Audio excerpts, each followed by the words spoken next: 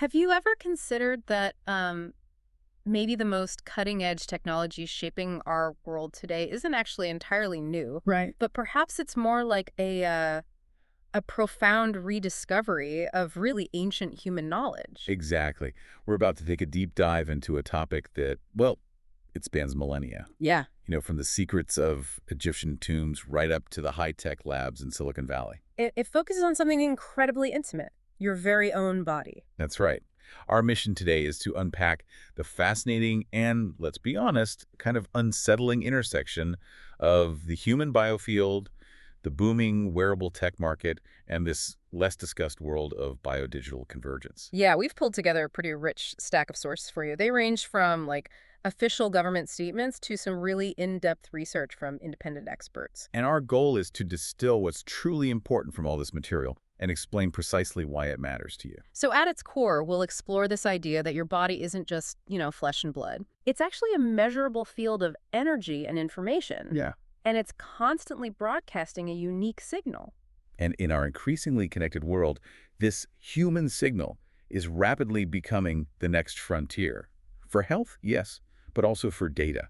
And maybe, just maybe, for control. Okay, let's unpack this. So to really get where technology is heading, we first need to understand this thing called the human biofield itself. Right. Our sources describe it as a measurable field of energy and information that actually extends beyond your physical body. Beyond the skin. Yeah. Think of it like a subtle, sort of invisible electromagnetic field. It surrounds and permeates you, a bit like how radio waves fill a space. But this is uniquely tied to your biology. And this isn't just some, abstract idea, is it? It's tied directly to bioelectricity. Exactly. Our cells don't need external systems to talk to each other. They naturally use bioelectricity in molecular communication. And that's super fast, right? Much faster than anything external. Incredibly fast and accurate. It's the body's own internal fundamental signaling system. Okay, here's where it gets really interesting for me. Go on. The HeartMath Institute's finding that your heart's magnetic field is stronger than your brain's? Yeah, much stronger. Strong enough that they can detect it several feet away from your body. Several feet. It's serious. Seriously. And we've seen it with EEG scans.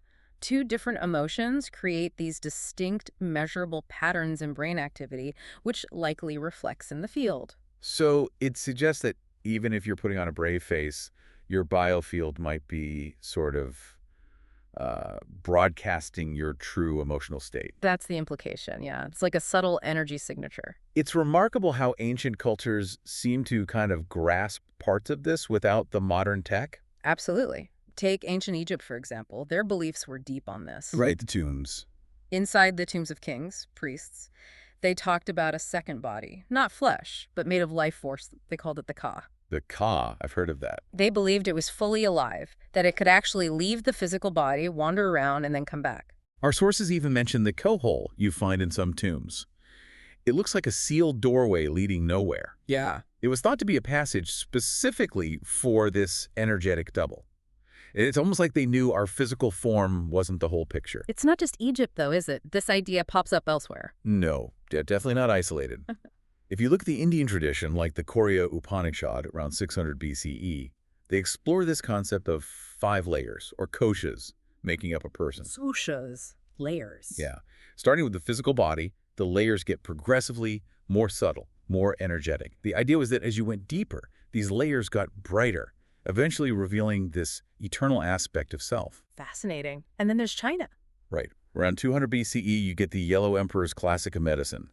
This text maps out these invisible energy pathways they called meridians. Meridians, like in acupuncture. Exactly. These weren't thought of as physical veins or nerves, but channels for Qi, life force energy flowing through the body. And practices like acupuncture and acupressure were developed to work with that flow. Precisely. To restore the flow of Qi, not just for physical illness, but for emotional and spiritual balance too. And the really interesting part is that modern science is starting to see overlaps, right? That's what's so compelling. Modern scientists are finding these ancient meridian lines often line up with actual nerve bundles and fast channels in the body. So it's like an echo of ancient wisdom in modern anatomy. Kind of validating what these traditions intuited centuries ago. And look, the National Institutes of Health, the NIH, they formally recognized and named the biofield back in 1994. 1994, that long ago. Yep. And by 2015, the NIH considered biofield physiology a viable scientific discipline. It's not fringe anymore, officially speaking. That is significant. And there was that 2022 study, too, in Frontiers in Human Neuroscience. Right, that one took it further. It showed that your emotional states can actually change the structure of this energy field. Change the structure. Well, they observed that feelings like sadness or fear seemed to make the biofield contract or flicker or kind of warp, whereas being calm allowed it to smooth out into a more rhythmic pattern. So they could potentially tell someone's mood just by observing this field nearby. That's the profound insight, yeah. Not reading thoughts exactly, but discerning moods just by proximity. It suggests this whole other layer of nonverbal communication happening all the time. Okay, but that has a flip side, doesn't it? If emotions shape the field. It does. It implies that sustained stress or trauma or chronic pain can essentially cling to the biofield and damage it. Like unseen damage, as some sources put it. Exactly. There was a 2020 study in Global Advances in Health and Medicine that linked a damaged energy field, which they could spot using heart rate variability, to those really common, often confusing symptoms. Like chronic fatigue, brain fog. Yeah, foggy thinking, unexplained anxiety, even emotional numbness. It suggests that maybe some physical issues actually start as disturbances in this energetic layer. But, okay, the hopeful part is, if it can be damaged, the sources say it can also be healed. That's the powerful counterpoint. They talk about practices like vibrational sound tuning, using tools like tuning forks. Tuning forks, how does that work? Well, Eileen Day Musk wrote about it in her 2014 book, Biofield Tuning. The idea is the forks can sort of detect distortions or dissonance in a person's energy field, and the resonance helps the body correct those imbalances, find its natural rhythm again. Is there any science backing that up? There was a small pilot study in 2023 in the Journal of Integrative Medicine. It reported some encouraging results. Like what? Participants got just 3 biofield tuning sessions, and afterwards they reported sleeping better, feeling more alert, and less anxious. Interesting. The sources even mentioned a specific frequency, 40 hertz, being looked at for its potential to reduce pain and even help with Alzheimer's symptoms. 40 hertz. Okay. So the core idea is the potential for these non-invasive energetic approaches to actually influence our well-being. Okay, so we have this picture. The body as a measurable energy field, backed by both ancient wisdom and some modern science. Now, let's pivot. How does this idea connect with, well, modern technology and this huge push for data collection, especially wearables? Right. Our sources point to some pretty significant statements from figures like HHS Secretary Kennedy. His vision is, frankly, ambitious. What is it? He basically foresees every single American wearing a personal health wearable within 4 years. Every American. Wow. Yeah, and he frames it as a way to empower you, the individual, to take control over your own health by constantly monitoring things like glucose, heart rate, other metrics. So the pitch is it helps you make better lifestyle choices. That's the narrative. The goal, as he puts it, is to make America healthy again by giving you the data to make informed judgments about diet, exercise, all that. Okay, that sounds good on the surface. Personal empowerment, taking control. But is there another layer to this, according to the sources? That's the critical question we need to ask here. While pushing wearables is definitely framed as helping you take responsibility, some of the research we looked at raises a big concern. Which is? That users might not actually get full access to their own data. A lot of it could remain proprietary, kept by the company. Ah, so you wear the device, it tracks you, but you don't necessarily own or see all the raw data. That's the concern raised. And furthermore, it's claimed that a major driving force behind this whole push is, well, money. Significant financial gain for the companies involved. The wellness company was mentioned as an example. Yeah, cited as an example of this trend, profit motive being a key factor. This ties into that concept from Siemens Healthineers, the digital patient twin. Right. They describe it as a digital copy of a person built from millions of data points by AI. What's it supposed to do? Its proposed function is really comprehensive. Yeah. Imagine continuous monitoring of your health, your lifestyle data, all updated in real time from your wearables. But then, the AI algorithms go further. They create these complex simulations of your future health, predicting potential issues. Predicting the future. Simulating future health trajectories, yeah, to provide what they call actionable insights for medical decisions. And the stated benefits are? Empowering patients to self-manage conditions better, preventing illness before it starts, intervening faster in emergencies like automatically calling an ambulance and sending your data ahead. So it could save lives in theory. That's the pitch. It's sold as the next step in personalized precision medicine, even humanizing medtech. Okay, on one level, ultimate personalized healthcare. But the crucial insight for our deep dive here is the sheer amount of data needed for that. Absolutely huge amounts. And the predictive power they're aiming for. It's not just about your past health, it's about simulating, maybe even shaping your future, which, raises big questions about agency. And who controls that simulated future, right? Who owns that predictive narrative? Exactly. So how does all this data actually get collected? We need to understand the tech underneath. Okay, so the sources point to something called intra-body communication. This is really key. Intrabody, meaning inside the body. Yes. It means these wearables and other devices actually use your own body as the way to transmit data. Wait, so my body becomes the network cable, essentially? Precisely. A living, personal data network. This isn't brand new either. It's been studied since at least 1996 for creating personal area networks. How does that even work? It often uses something called near-field electrostatic coupling.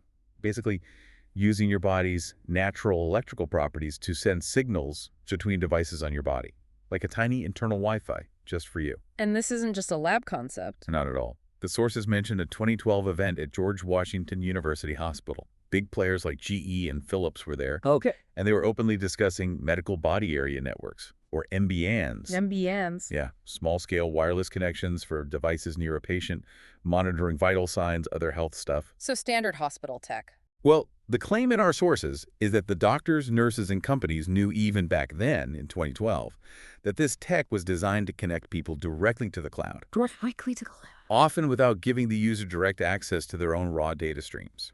That's the crucial point raised. Okay, this feels like it's moving beyond just fitness trackers. This takes us towards the biodigital convergence. Exactly. If wearables are already using your body as a network, what happens when we look beyond just devices on your skin? What do the sources say happens? Well, the compelling argument they make is that these systems aren't really new inventions at all. They're more like the result of decades of quiet development. Decades. Yeah. They assert the human body itself has been intentionally used as an antenna since way back in 1995. An antenna since 95. That's the claim. This isn't just about consumer gadgets. It points towards this pre-existing infrastructure. Things like the medical implant communication system, MICS, and those MBNs we mentioned. So systems inside the body talking to networks outside. That's the idea. And they've apparently been in active use since the 1990s. Okay, this leads us straight into neurotechnology. Brain-computer interfaces, DCIs. Right. And DARPA comes up again. Their N3 program, Next Generation Non-Surgical Neurotechnology, launched in 2019. Non-surgical. What was DARPA trying to achieve there? The goal was incredibly ambitious. Develop tech that could read brain activity without any surgery, without even touching the skull. Wow. Reading brainwaves from the outside? Imagine the possibilities and the dangers of accessing neural information like that. And they made progress quickly, didn't they? The sources mentioned that 2020 partnership with UCSF. Yes, developing a brain-to-text system. Using optical sensors, it could supposedly detect the brain activity linked to words before you even spoke them. Before you speak, that's intense. Within months, they were reportedly decoding full sentences just from thoughts. One researcher involved apparently called it revolutionary, another called it dangerous. Sums up the dilemma, really. And then you have Neuralink, Elon Musk's venture, moving to human trials in 2025. Their stated vision is that direct link thought straight to a screen. But our sources claim Neuralink's ambitions go further. How so? They suggest the ultimate goal isn't just reading your mind, but potentially writing to it, sending signals back into your brain. To change feelings or choices. To potentially change what you feel or influence what you choose. That's a huge leap from just monitoring to active modification. So we're moving from health monitoring into potentially surveillance and control. How else did the sources show this? Well, there was that 2021 study in the Journal of Consumer Psychology. It found wearable tech can already pick up on micro-emotional reactions. Micro-reactions, like what? Tiny things. A little skip in your heartbeat, a spike in stress levels while watching an ad, stuff you might not even notice yourself. And the significance. The really crucial insight. These systems could actually predict buying decisions before the person consciously made them. Your body's broadcasting your preferences before your brain fully clicks. Wow. And it's not just ads, is it? No. The EU put out a report in 2022 warning about biosurveillance tools being explored in retail, yes, but also in law enforcement. How would law enforcement use that? Imagine sensors watching reactions in a crowd, measuring collective tension, detecting anxiety or even vulnerability just through shifts in pulse and breathing patterns. They wouldn't need words, just your body's signals. Exactly. Which brings up a really important question for you, listening. Yeah. What does this do to individual autonomy? And the sources use that term, neurocapital laws. Yeah, a really striking phrase. What do they suggest that actually means for us, for individuals? It's a profound idea. Think about a future where the data your brain generates, your thoughts, emotions, these biosignals, is treated like property. A new kind of capital. Neurocapital. Okay. And here's the kicker. The laws governing this new capital might not automatically give you full access or control over your own neural data, or even the communication happening within your body's own wireless network. That fundamentally challenges our whole idea of self-ownership, doesn't it? Privacy at the deepest level. It really does. And the sources go deeper into how this convergence is happening. They claim technologies often sold as beneficial things like certain vaccines, implants, even ingestibles, Yes. are potentially functioning as biocyber interfaces. Biocyber interfaces, what does that mean? They're described as hybrid tech, specifically designed to bridge the biological world with the cyber world. So translating signals back and forth. Exactly. Translating biological signals from your body into data for external networks and potentially sending signals back into your biological systems. Connecting us to what? Connecting us, they argue, into this huge Internet of Everything, a concept that apparently Cambridge University is actively researching. It suggests this seamless merging of human biology with global digital networks. And this isn't just theory. The sources argue there's already a deep infrastructure for this. Yes, they're quite specific. They say these body area networks, bands, are designed to broadcast data using established satellite networks. Like which ones? They mention the CA band, Ku and Ka bands specifically. These are known for handling large amounts of data, high throughput transfer. So we're talking global connectivity, not just your phone talking to your watch. And the sources brought in Sabrina Wallace on this point, identified as a former network engineer. Yeah, for Charter Communications. Her background supposedly gave her a unique view. What did she say? She explained her understanding that satellite systems were always part of cable TV infrastructure, kind of hidden in plain sight. And crucially, her assertion that the human body has been understood and used as an antenna since 1995. Wow. She mentioned standards, too. Yes, the IE 802.15 family of standards. These specifically cover wireless body area networks.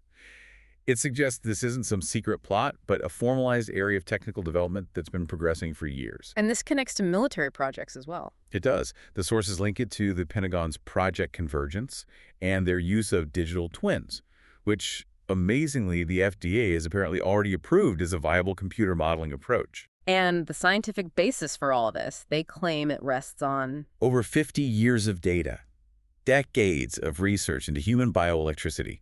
It's not built on nothing. And they use some pretty strong language to describe it. They do. The sources characterize this whole system as electronic warfare under the skin, operating across a wide range of frequencies: microwave, millimeter wave, terahertz, optical. It paints a picture of a very advanced, deeply embedded system. And one final, very concerning claim, Yeah, that the government can just purchase your personal data from these companies whenever they want. that's the assertion. And that this purchased data could lead to legal liability for you for up to a decade. A huge potential issue for privacy and individual rights.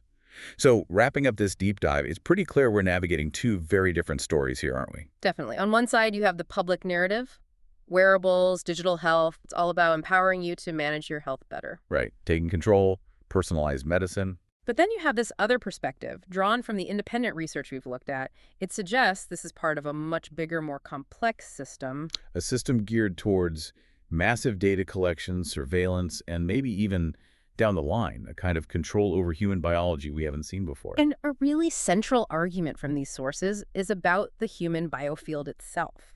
This fundamental part of us, known by ancients, now validated by science. Has been deliberately downplayed, maybe even lied about, for decades. That's the claim. Why?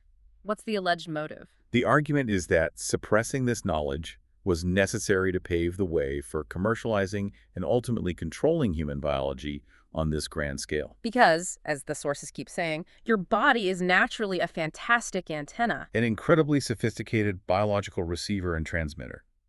And they argue these complex systems we've talked about aren't brand new Or ideas. things that have been quietly integrated. Quietly and strategically integrated into national, even international infrastructure over decades, building up to this moment. This leaves us with a really challenging perspective. If your body can be tuned for healing, like with those tuning forks. It also implies it can be tracked, it can be influenced, maybe even manipulated. So the big question this raises for you, listening right now, is Hmm. in a world where these neurocapital laws might start defining who controls your own biological data, your own internal processes, how do you maintain your agency? How do you stay in control of your most intimate self? Yeah. If our bodies are constantly broadcasting these signals, and tech is being built to not just read but potentially write to our inner states, our choices, what does self-awareness even mean anymore? How do you protect the rhythm of your own unique biofield when maybe unseen forces are trying to tune in? And maybe the final thought is, what truth is your body telling right now that perhaps you haven't fully listened to yourself?